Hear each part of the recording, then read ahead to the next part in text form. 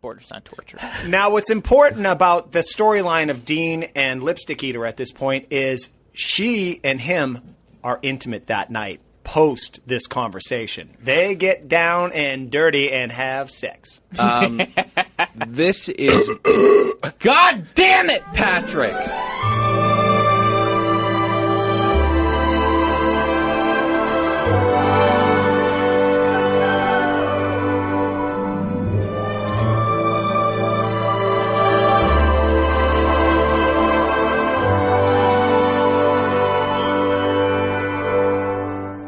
Oh, hi, hello there. Welcome to another brand spanking new episode of Another Bachelor Podcast. My name is Dylan, and I'm saddled up next to one real Nicholas Davis.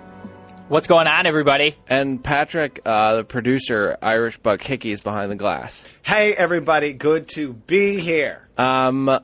We've got a ton to get to. Lots of crazy stuff happening. The second episode of this here podcast is going to be covering all of the Corinne drama. But first, we have to get into some action in paradise. Woo! The boys have the roses. As it should be. No, I mean, it's kind of what makes the show interesting, you know.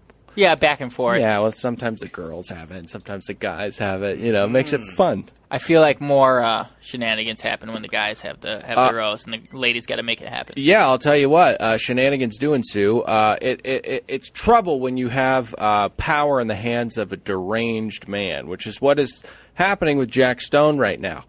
They play a game of what in that mouth, though? What? What that mouth do, though?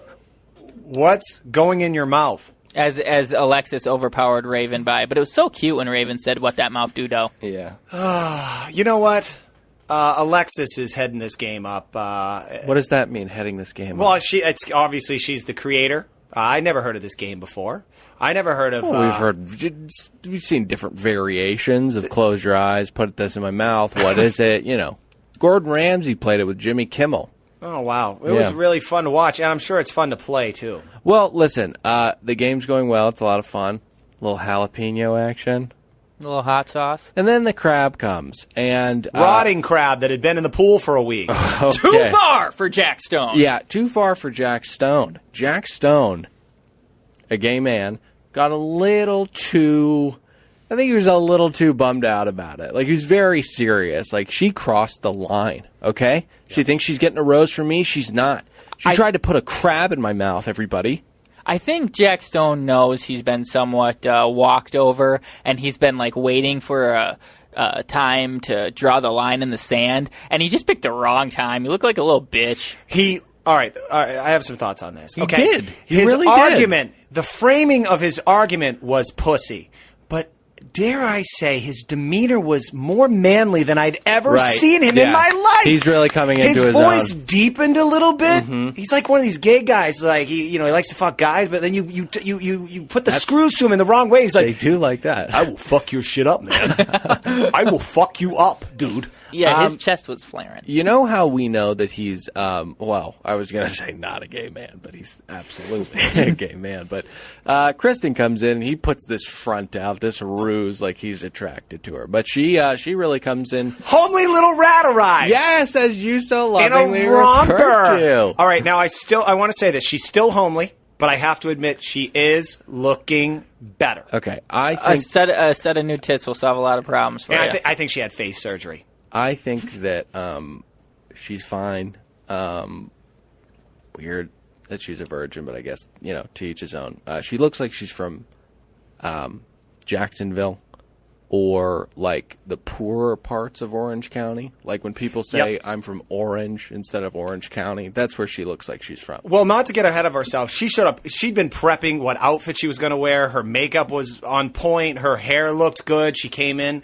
As the day goes, by the end, she looked pretty tore up from the floor up, as often the black people say. The black people say? Yeah, white people don't say that. Okay. You just did.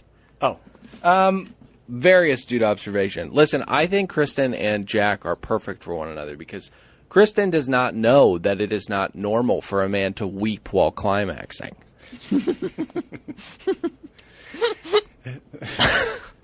So that moment that you were talking about with is Jack Stone pretending to be heterosexual, talking to Kristen as she comes in. Yes. He is rudely interrupted by Matt, who is, as Who we all... Kristen calls attractive, which is confusing. Hold up now. Hold up. I turned to my wife when she said that, and I said, is Matt good looking? And she said, and I quote, he's growing on me. Well, Sheree is wrong about that, and I wish I wish she was here so that we could tell it right to her fucking face.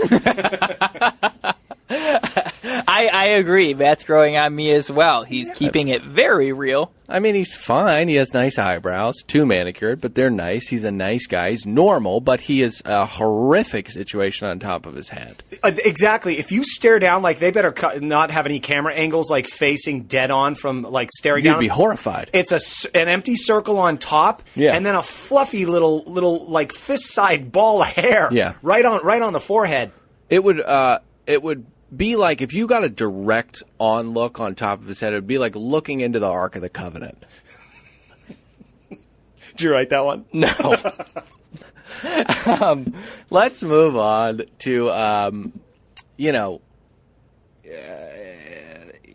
Kristen's still continuing to mix things up, but with different people. Because Matt speaks to her, Jasmine is not happy. A lot of firsts here.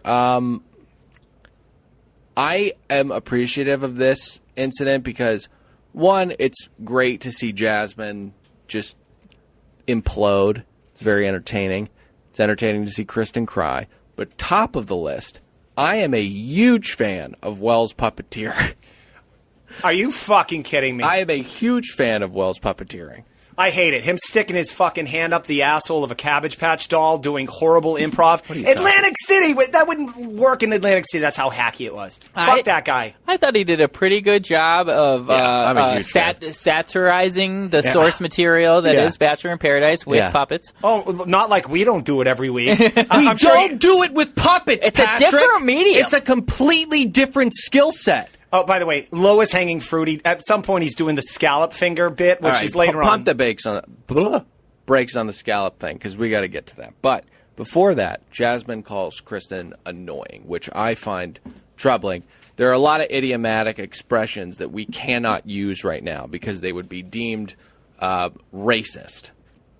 I think I know what you mean by that. What do you think I mean? When Matt calling the kettle black. When Matt walked in to tell Jasmine he was going on that date, I did the 5 count before we were going to start hearing, "You will not be going on that date with that bitch." Stop.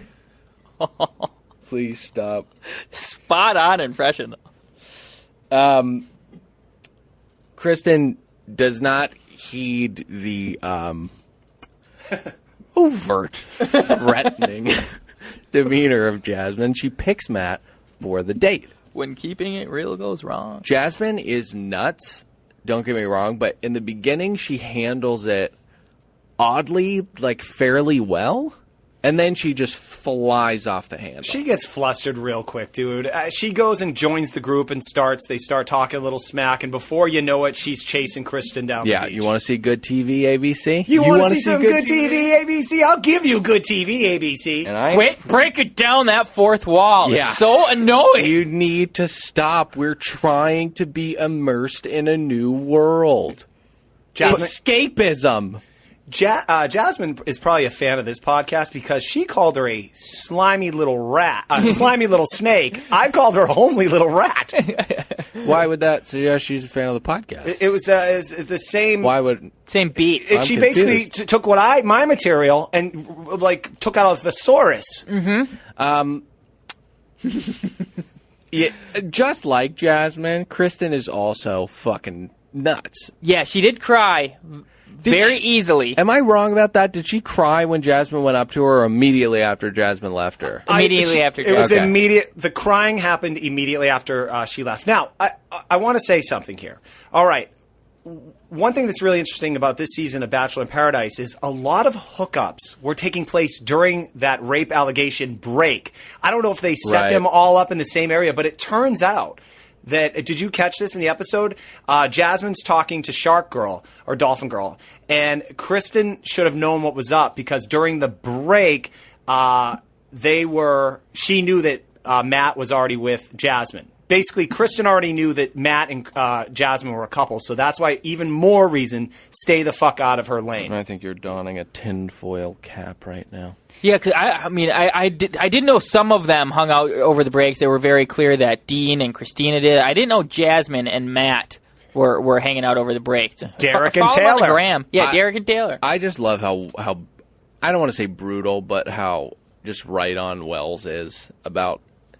I mean, mostly everybody. Yeah. But when he was working those puppets, I mean, he did a spot on Jasmine. Like, I'm going to rip your face off. You are terrifying, Jasmine. You look very strong. Wow, that's some A material right there. Wow, doing an imitation of an angry black girl going cray-cray. You do it all the time. You did it not 5 You minutes do it ago. constantly. And I don't need a puppet or 5 takes. Different medium again.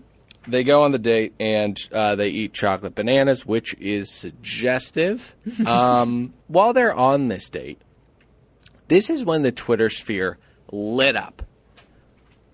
And the current political climate that we are in, and the current social climate that we are in, bullying is not acceptable. Nope. Okay? It's a hot button issue right now. You can't bully people. Normally, I think it's gone a little crazy, but these girls are genuinely mean to Kristen.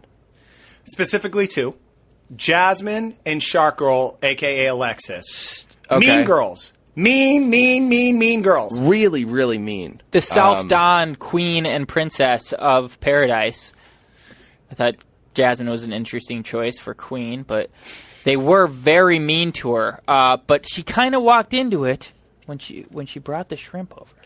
Yes, she, I felt bad because she really, really does like seafood. I mean, this isn't coming out of nowhere. I mean, she is a fan of seafood. She would have been all over that dead crab. She houses food. I like that about her. All right, I want to say this. I want to say the mean girl's saying that she eats seafood with her fingers and then touches people after she does it. I think they call her shrimp fingers at some point. Scallop fingers. No, scallop fingers first, but later on she had shrimp, and I think they. This was one of my favorite parts, and oddly enough, I was watching an Instant Karma compilation while I was taking a poop today. This took a turn. Sarah is laughing at Kristen. Right. Sarah, who grovels over Adam, is made to look like an absolute fool on national television and is subsequently sent home. All the while, Kristen is sucking up as much seafood as she possibly can. She's getting roses from multiple sources. Fuck you, Sarah. Hypocrisy. And it wasn't just Sarah. Amanda also throwing stones. I saw a great tweet about Amanda. Amanda is here making fun of Kristen for eating shrimp with her hands. Like, that's worse than abandoning her kids for every Bachelor event. Like, yeah, Sarah and Amanda, not self-aware for Mean Girls. Yeah, there's a lot of, looking within that needs to go on. But I have to say, I need to reel back my hatred for Amanda a teeny Nice. bit. Teeny bit. Listeners of this podcast will know I'm sometimes too aggressive about how much I hate Amanda.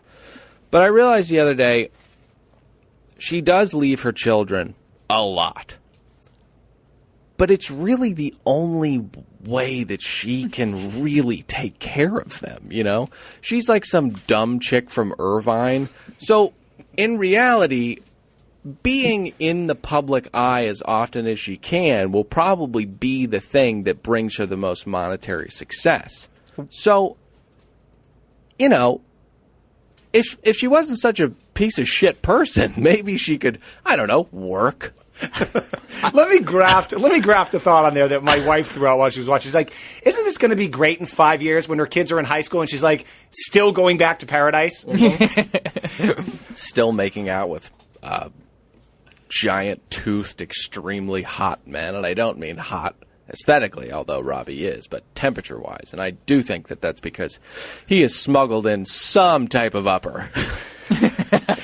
No one else is sweating like that. And he has very beady little eyes. Now, gentlemen, I don't like to look in my rearview mirror, but I do want to back up to some of the stuff that happened prior to these events. Please do. All right, so when Matt and Kristen come back from that date, they had gone bikini shopping, apparently, and they made out in the ocean. They had a pretty good time. Yeah.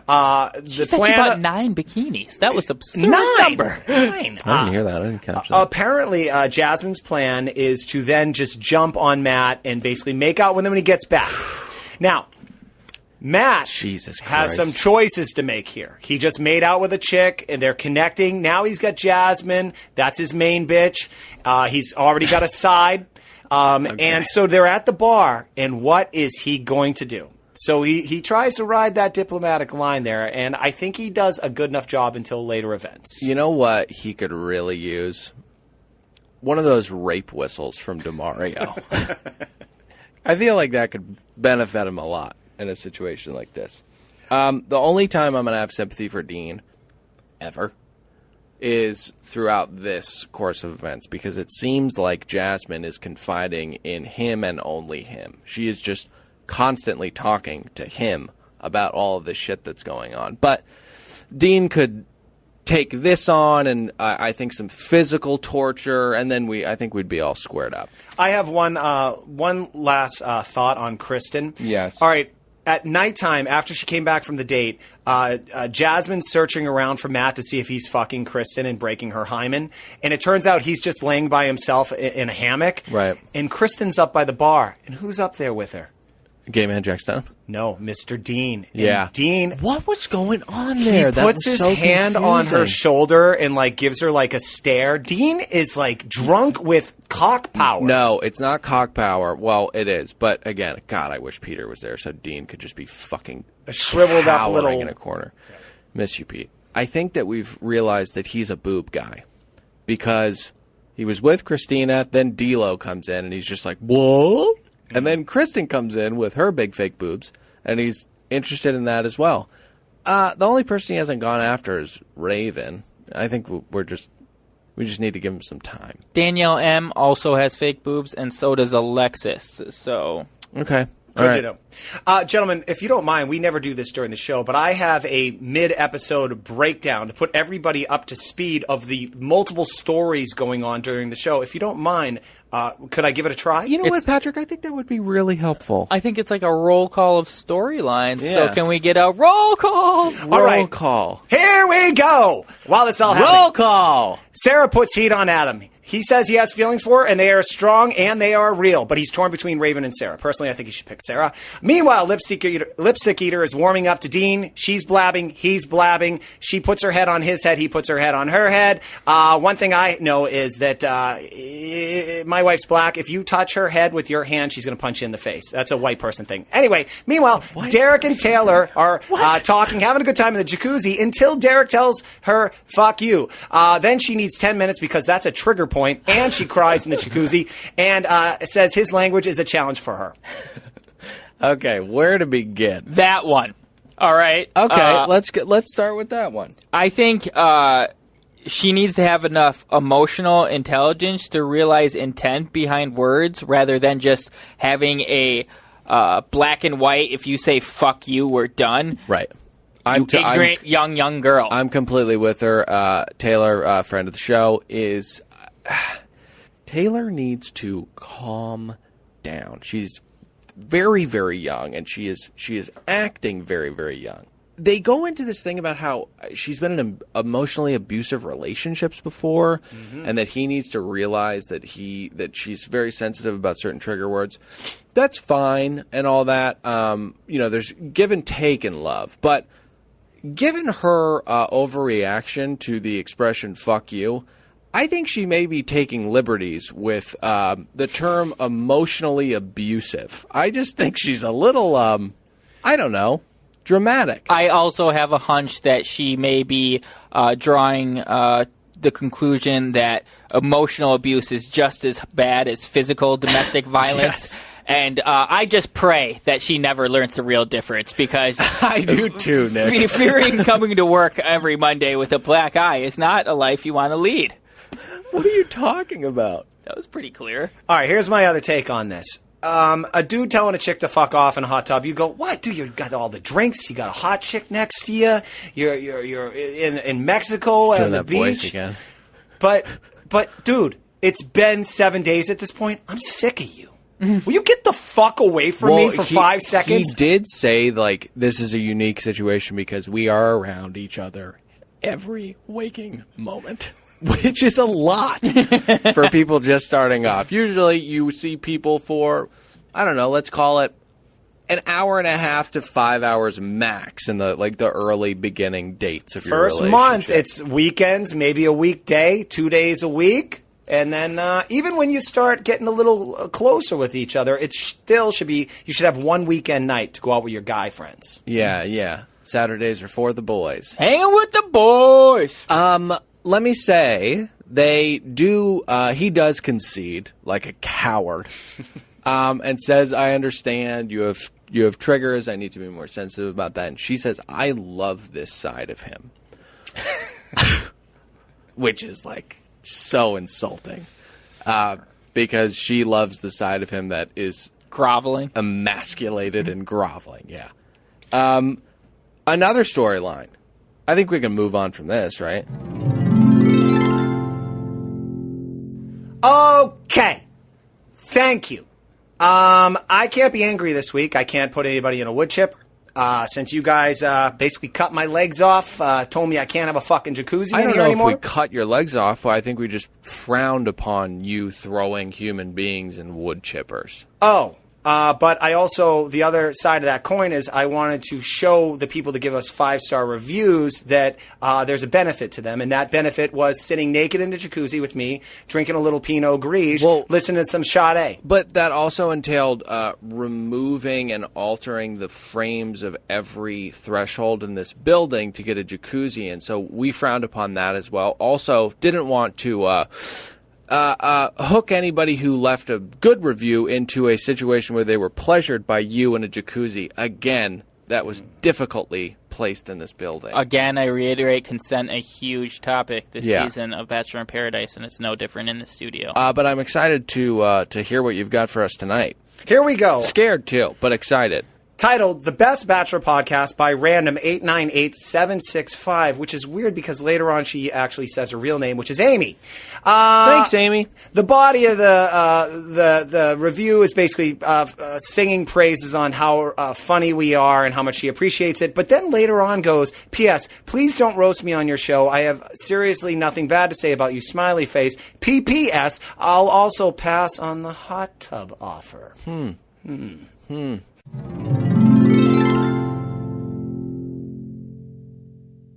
Lipstick Eater with Dean? Yeah, let's talk about Lipstick Eater with Dean. Avon's in for a big order. Why someone's going to get hungry from all this. Now, this is real emotional abuse. Yeah. Or at least it's a lot closer. I mean, I think like what Hannibal Lecter does to people is emotional abuse. You know. Borders on torture. Now, what's important about the storyline of Dean and Lipstick Eater at this point is she and him are intimate that night. Post this conversation, they get down and dirty and have sex. This is God damn it, Patrick. This is where Dean is in his final form. Dragon Ball Z, anybody? Wasn't a fan, but so he makes love to Christina. God, there's two. We can't jump in at this moment. We have to go back a little bit to really paint the picture of how terrible a human being this guy is. I know Chris Soules killed the guy, and Juan Pablo is a homophobe, and that other guy is probably physically abusive to people. You know that guy that was like, "Let me finish." Jake Pavalko. You do this every time. I can't talk. I guess I can't get a word out.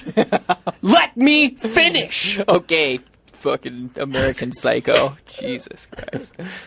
Gonna shove a cat in an ATM and then shoot it in the head.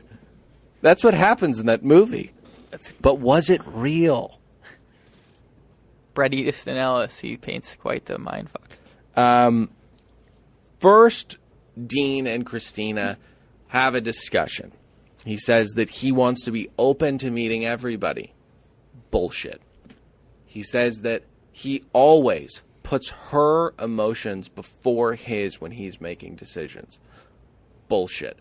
He also says that D'Lo is very nice and that he knows it's difficult for her to hear this, but he would like to keep her around. He would not like to see somebody so nice go home. Bullshit. I fucking hate this kid more than Amanda, and that's saying something. Maybe Rachel, our former bachelorette, was picking up on some of this. We were reading, hey, nice little kid, horrible childhood. Maybe she's like sociopath, player, sociopathic. He is incapable of feeling the weight of hurting this person. And this person is not Kristen. It's not Jasmine. I wouldn't give a fuck if he was doing this to them. Right. Christina is genuinely a very good, nice person who is clearly eating out of the palm of his hand. She is like a hummingbird with a broken wing, and he's fucking her over at every corner. I want to do all that we can to get this guy in here. And sure, he'll refuse. Sure, he'll say no. Maybe we have to bait him into coming onto the main podcast that's recorded out of this studio and not lie to him and get him in here, confront him, and call him a fucking piece of shit. And he can't even get a boner on command. Oh, that was weird. I love how she looks over to the camera and then she starts jacking him off. That was fantastic. Yeah, I was embarrassed for him. I've went from flaccid to erect several times since we started this very recording by choice. Now, can we continue with their storyline through this episode? Because I have some thoughts. Absolutely. Right after this conversation, she kowtows. She's starting to piss me off, too, because she's so into him. And it's like, wake the fuck up, lady. Well, the motherfucker, I don't know if they, like, there's a school of, it's called, the class is called Talking in Circles, which means you're staring someone in the face that is into you, and you really want to get rid of them and wish they'd go away. So what you do is you just say phrases that are mixed message laced and do nothing but keep them still into you, but you look like a good guy in your own mind. They literally make no sense. That was a perfect way to put it. That was very eloquent. Thank you. But by the way, both three storylines that we are dissecting, Adam does it to Sarah at one point. Meanwhile, Dean's doing it to Kristen. Adam has a way with words, doesn't he? He sits down with Raven and says, I feel like we're on our tippy toes, you know, and I really just want to see our feet get on the ground and really take off together. That makes no sense, Adam. What are you talking about? Well, later on, he pulls Sarah aside and he says, I really enjoy our time together. The time we spend together means the world to me. I think you're like the perfect woman. Did I say I enjoyed our time together? Like, it's just ridiculous. And then she starts talking about, like, I'm gonna be upfront. I like you. I want realness. And then Adam says, that's what I like about you. I need these words.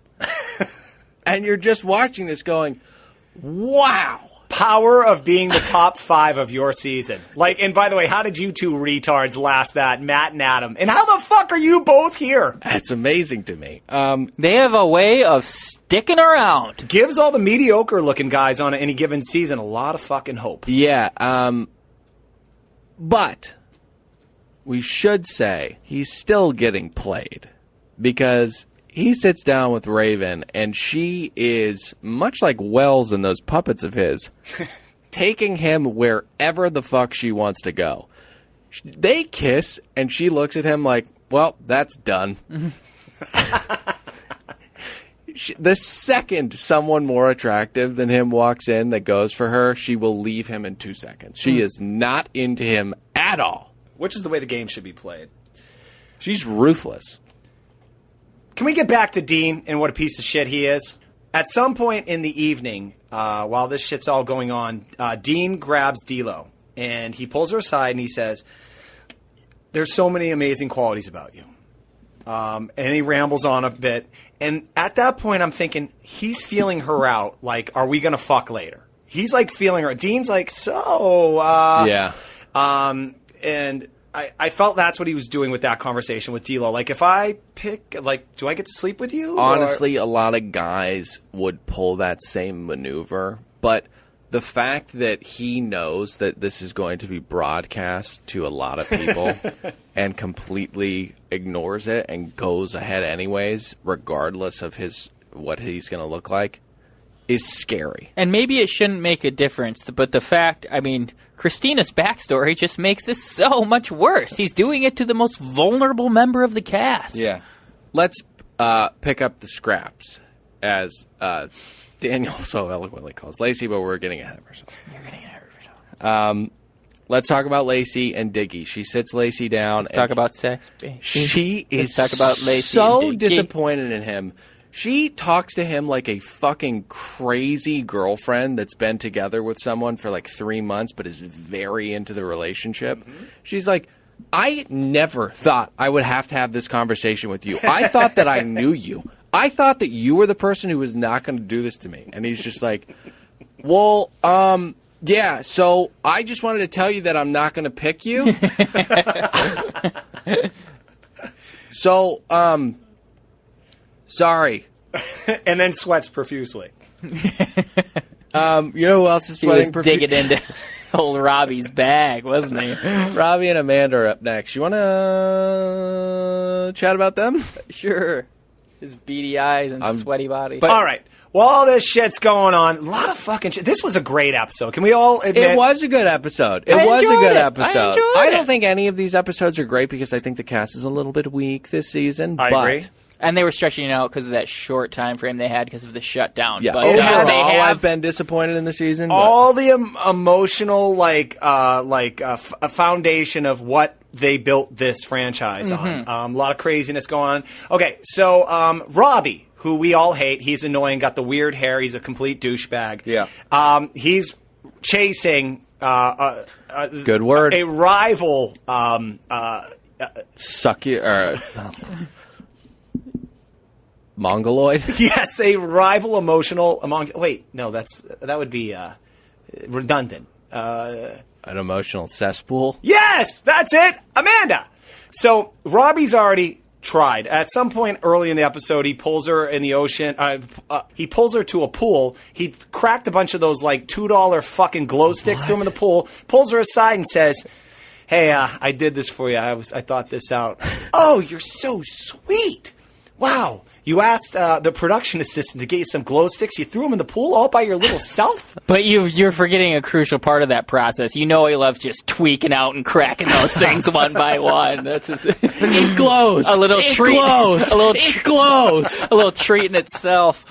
What a douchebag. She is not into kissing him, and she doesn't, quote, really know what that means. I think it's very apparent. Very clear what that means. That's their first interaction. As we near the conclusion of this episode, it's a little bit of a different fucking tone. God. I know you hate that voice. I don't. Robbie goes round 3 with her. They take a walk on the beach. And he accosts her, and there's basically a forced kiss here. And I think that Amanda can't wait to be as far from her children as she can, and this kiss resembles staying on this show for another 2 weeks. She's not into anybody, yet multiple people are leaving, have left this show because they're not finding love. Amanda will not leave this show. No, she will not. Even when there's no one here for her. It doesn't even look like she's having that fun, but again, she has to be there for those kids. That 1.1 million IG followers could feed 4 to 5 babies. So seriously. She's got to stay there. The last thing that we have to talk about before we get into the rose ceremony is Matt, Kristen, Jasmine, and how all that unravels. What am I doing there? Matt levels with Kristen, and he tells her that Jasmine is unstable. And Kristen meets that with tears, which is a bad move. But classic Kristen nonetheless. She's like, she is unstable. I wanted to go to the beach and see everybody. I couldn't be around her. And he's just like, fuck. God damn it. Why is she crazy too? I have to go. Hold on. Breaking news. Dun-dun-dun, Breaking, dun-dun-dun. Breaking news. What do you guys call it when What do you guys call it when I have like a great thought that no one else thought of? Hot take. I have a hot take on Matt. Why didn't you just say you had a hot take? Because he didn't know what it was called. I think he did. Here's the hot take. Hot take. Matt, at this point, probably never happened in his entire fucking balding head life. Okay. Has 2 chicks into him, wanting his affection, wanting his attention, really into him. Mm-hmm. And what does he do at this time? The ultimate power move. I'm just not finding love here.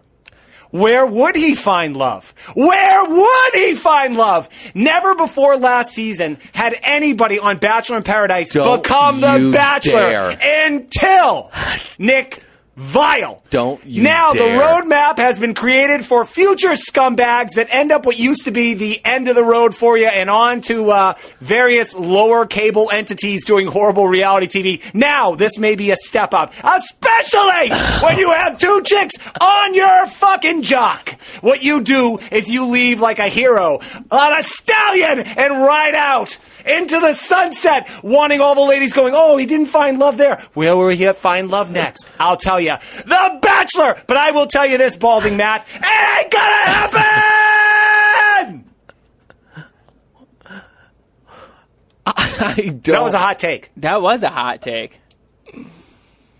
That was a very hot take. I'm not as confident in it coming to fruition as I was your hot takes last week. You were on a roll with the hot takes last week. Oh, I didn't say it was going to happen, especially when this retard shows back up to hand Jasmine a rose later on. I was just saying that was what's going on in his little brain move. Ourselves. I was saying that's what's going on in his little brain. I think it would have been better if he hung around. I think it would have been better. No, he would have. Jasmine would have made him nuts. Kristen would have started making out with another dude. 4 seconds after he leaves, she's making out with gay Jack Stone. It is unfucking believable. I was watching this television program with my lovely fiance Cece, and I said at about the hour 15 mark, "It is fucking crazy. They're not going to have a rose ceremony tonight." And she was like, "No, that's ridiculous. There's no way they wouldn't have a rose ceremony tonight." We go 2 hours. Until Chris Harrison comes out with a knife and a champagne flute, clicks ding, ding. holds onto the knife the entire time he talks to everybody. Very concerning for me. I don't know about you guys. Then Daniel comes out. It is this big surprise, although not a surprise at all, as these previews literally give up everything that will happen in this entire show. That is where the show leaves us. We need to get going. It's too late. It's too hot. It's too hot. Sweating bullets. Not like Robbie, on account of I don't have any cocaine in my system. I also don't have washboard abs. But alas, we need to get going. You have much nicer eyes. He has beady eyes from all the cocaine. Yeah, from all that blow. I'm Dylan saying goodbye. Nick, why don't you go ahead and say goodbye? Goodbye. Pat, say goodbye. Bye, guys.